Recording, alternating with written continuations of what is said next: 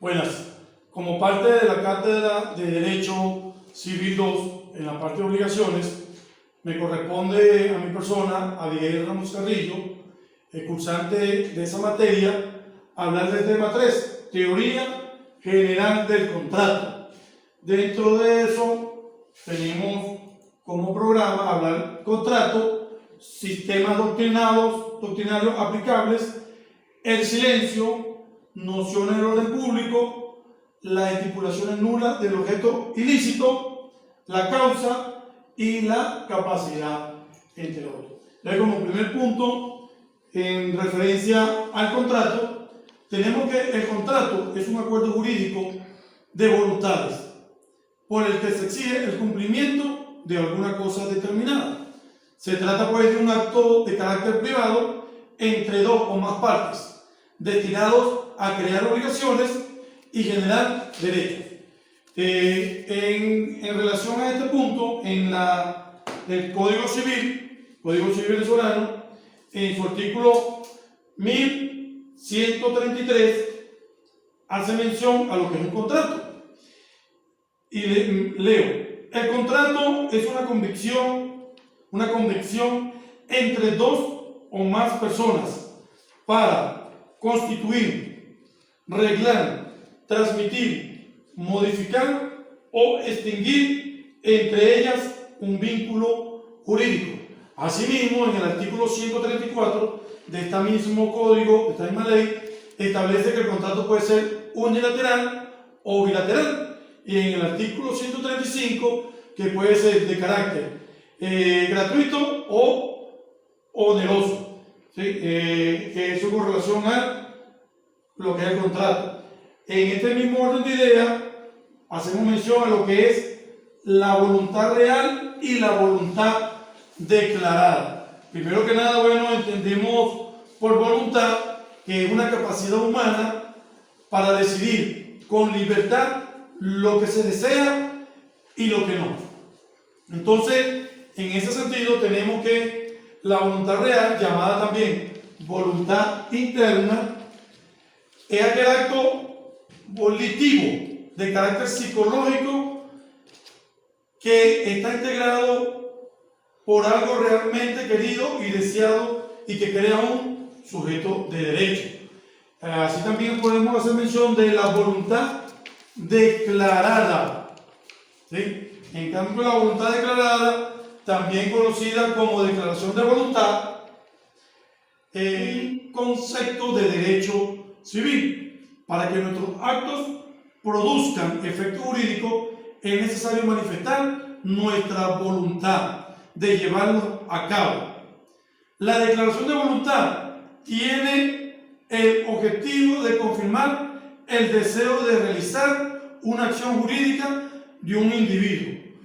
Todo contrato de acción legal requiere una declaración de voluntad. De lo contrario, no se puede realizar. En el caso de los acuerdos de compra y venta o de alquiler, por ejemplo, siempre hay dos personas involucradas. En una parte presenta una oferta y otra parte tiene que aceptarlo para que pueda existir el contrato. En caso de que ambas partes estén de acuerdo, deben expresar su voluntad efectivamente, como su voluntad manifiesta, su voluntad declarada. La declaración de voluntad ante un acto jurídico puede ser de varios tipos: una declaración de voluntad expresa y una declaración de voluntad tácita. En el caso de la declaración de voluntad expresa, puede realizarse de varias formas: oral, escrito o también mediante signos convencionales. En cambio, la declaración de voluntad tácita se manifiesta a través de los hechos constituyentes.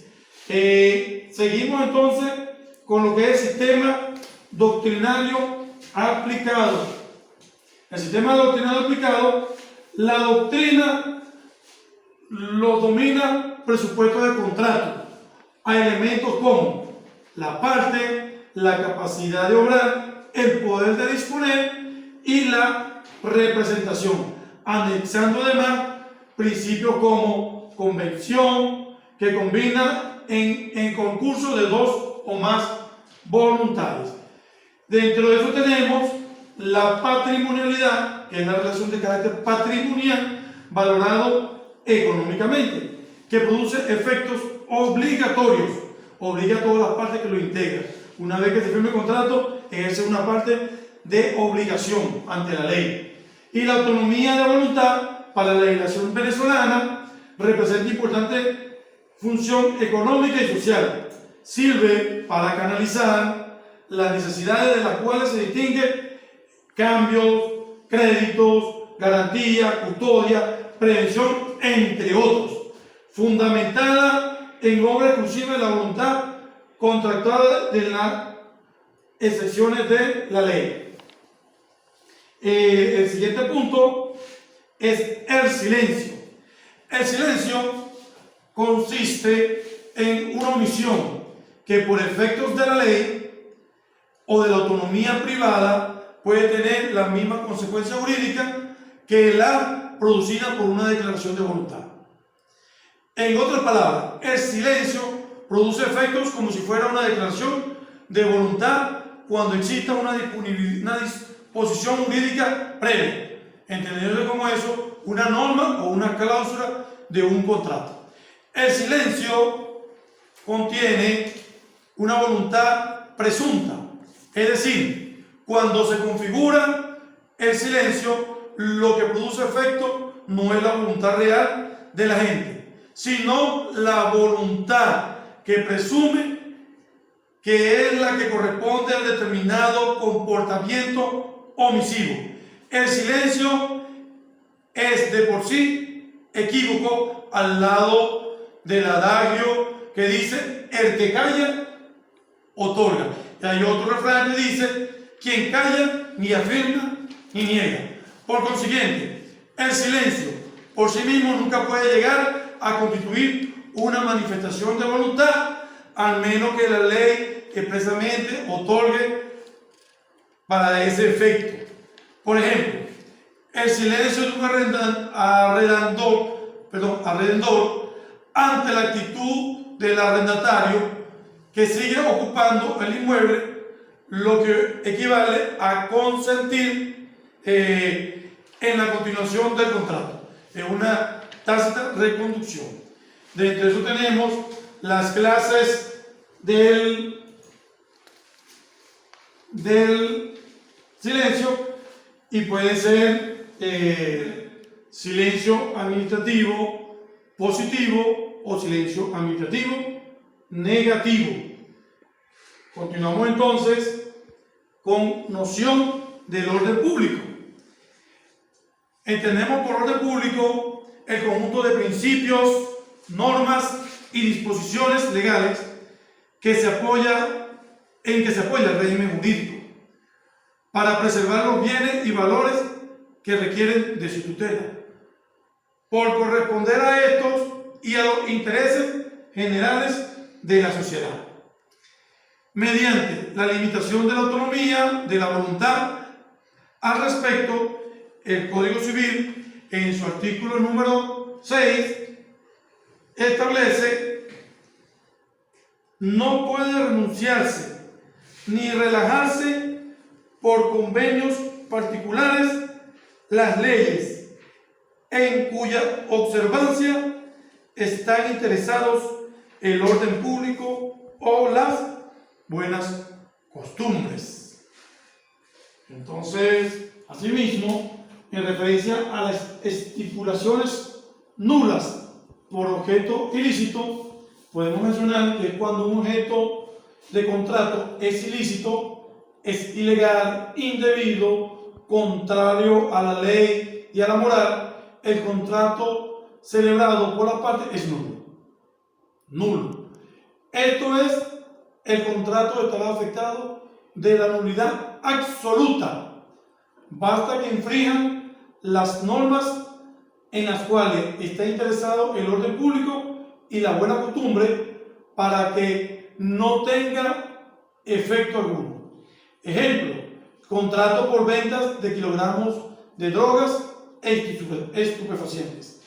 En el Código Civil, en el artículo 1155, hacemos mención, me permito leer en 1155, el objeto del contrato debe ser posible, lícito, determinado o determinable. ¿Sí? Entonces, continuamos entonces y hacemos mención a la prohibición del de intereses usurarios. ¿Sí? Es prohibido porque sería atentatorio contra los principios éticos, porque no estaría especulado por la vía de una persona. Podría implicar un riesgo para una persona de cuya sucesión se trata, ya que para el beneficiario con el pacto va a tener un claro interés en su muerte. Tenemos entonces también, hacemos mención de lo que es la causa. ¿Sí? Un momentico. La causa. Hablar de causa de derecho significa dos cosas. En sentido filosófico es aquello con lo cual se constituye el derecho, y en el sentido jurídico que determina las causas susceptibles de controversia. Entendiendo o se entiende por causa el motivo que induce al acto o contrato por la causa ilícita. Asimismo, en cuanto a las estipulaciones nulas por los objetos ilícitos, podemos decir que cuando el objeto de un contrato es ilícito, es ilegal, es indebido, es contrario a la ley, a la moral, el contrato celebrado por las dos partes es nulo. Basta que infrinjan las normas en las cuales está interesado el orden público y la buena costumbre para que no tenga efecto alguno.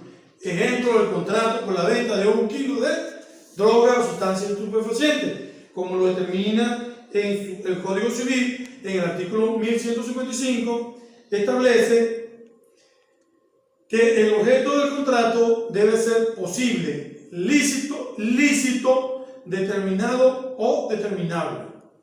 En otro punto, tenemos también como parte de la discusión es la prohibición de intereses usurarios.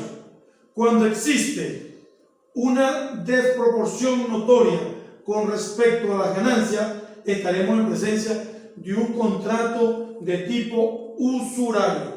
La usura no es más que el cobro excesivo de intereses ilícitos económicos, como se puede hacer mención la Constitución de la República Bolivariana de Venezuela, en su artículo 114, que dice: el ilícito económico, la especulación, el acaparamiento, la usura, la cartelización y otros delitos conexos serán penados severamente de acuerdo con la ley.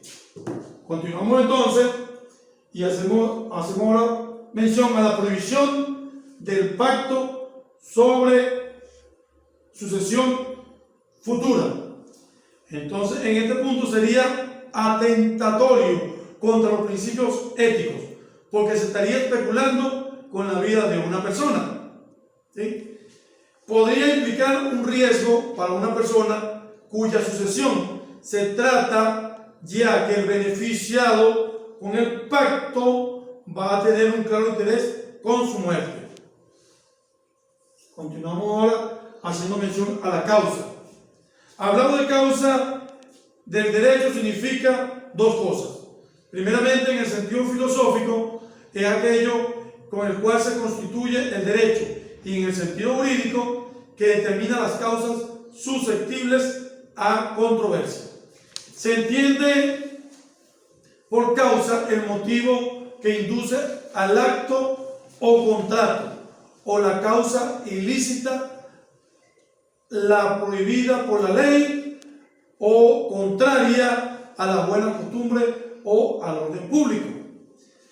Entonces hacemos mención a la ausencia de la causa y podemos decir que existen varias situaciones previas para situaciones previas a considerar. En los contratos bilaterales se encuentra o se establece la nulidad por la ausencia de la causa. Por ejemplo, en el artículo 1485 del Código Civil, 1485 del Código Civil, establece: si en el momento de la venta la cosa vendida ha perecido en totalidad, la venta es inexistente. Si solo ha perecido parte de la cosa, el comprador puede elegir entre desistir del contrato o pedir a la parte existente determinando su precio por experto. O sea, va a determinar un nuevo precio actual.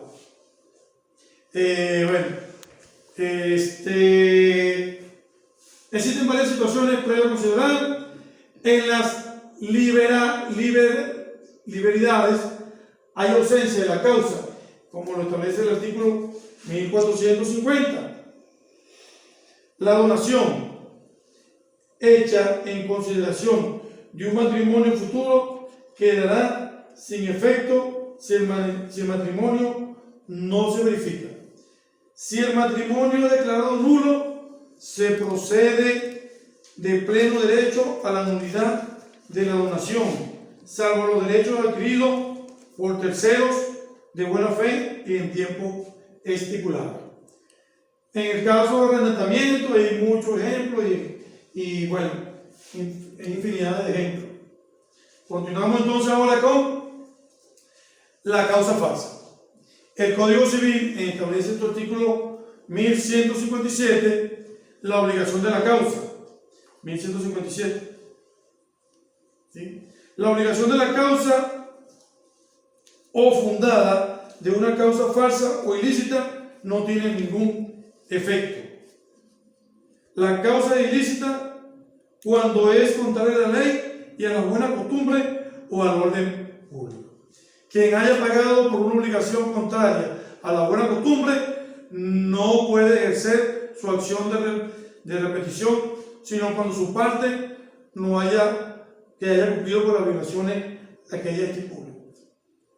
Tenemos también que la causa de la falta, de las causas de la farsa, pueden ser dos: causas erróneas o causas simuladas. Entre la causa errónea tenemos que se da cuando el deudor cree en la existencia de una causa que no existe en realidad. Ejemplo, un conductor que se cree culpable e indemniza a un agraviado. Tenemos también la causa similada. Las partes dan su contrato de una causa aparente distinta a la causa verdadera, y al diferenciar a la diferencia de la anterior, la causa simulada no trae consigo necesariamente la nulidad del contrato. Continuamos entonces. La ilicitud de la causa. La causa es ilícita cuando es contraria a la ley y a la buena costumbre y al orden público. Ya hemos hecho varias mención al respecto. Quien haya pagado una obligación contraria a la buena costumbre no puede ejercer ningún tipo de acción en repetición, sino cuando su parte no haya habido violación en aquella. Ante lo cual se desprende que para que la causa sea ilícita debe ocurrir una causa contraria al orden público, a la buena costumbre, de tal modo que los contratos que contienen los objetos ilícitos tienen por fin indemnizar una causa ilícita. En este caso, podemos hacer referencia a la noción subjetiva de la causa. Ejemplo, aquel que arrenda un inmueble para hacer algo ilícito, como una casa de cita. Eso ahí pierde cierta parte de legalidad. En la causa no expresa, se presume que existe mientras no se pruebe lo contrario, de tal modo que aunque no conste la causa del contrato, esta se presume por el legislador y no quiere decir que se trate de un contrato sin causa. Tenemos entonces la capacidad y la capacidad contractual. La capacidad contractual se refiere a la posibilidad de que un sujeto pueda celebrar un contrato en cualquiera de sus posiciones subjetivas a través de su voluntad que genere efecto jurídico que recaiga directamente su patrimonio. En el Código Civil, en el artículo 1158, establece que el contrato es válido aunque la causa no se exprese. La causa se presume que existe mientras no se pruebe lo contrario. Entonces, la capacidad jurídica es dentro del derecho civil la actitud de un individuo para asumir derechos y obligaciones por sí mismo sin dependencia de una persona externa. El otro punto es la capacidad contractual y la capacidad extracontractual. La capacidad contractual se refiere a la posibilidad de que un sujeto pueda celebrar un contrato en cualquiera de sus posiciones subjetivas a través de voluntades que generen efectos jurídicos que recaigan directamente sobre su patrimonio. Y en el caso de la capacidad extracontractual, se define como aquella que tiene como resultado la capacidad de proceder contra una persona sin que exista, ya sea ante un hecho jurídico, ya sea un delito o un ilícito de carácter civil, donde sin existencia de un contrato, la persona tiene la capacidad de proceder. Ejemplo, cuando ocurre un choque un carro, no hay un contrato donde me diga yo tengo que cancelar. Sin embargo, existe una obligación que posteriormente la ley está obligada a que eso se cumpla. Bueno, ya con esto finalizamos. Muchas gracias por su atención y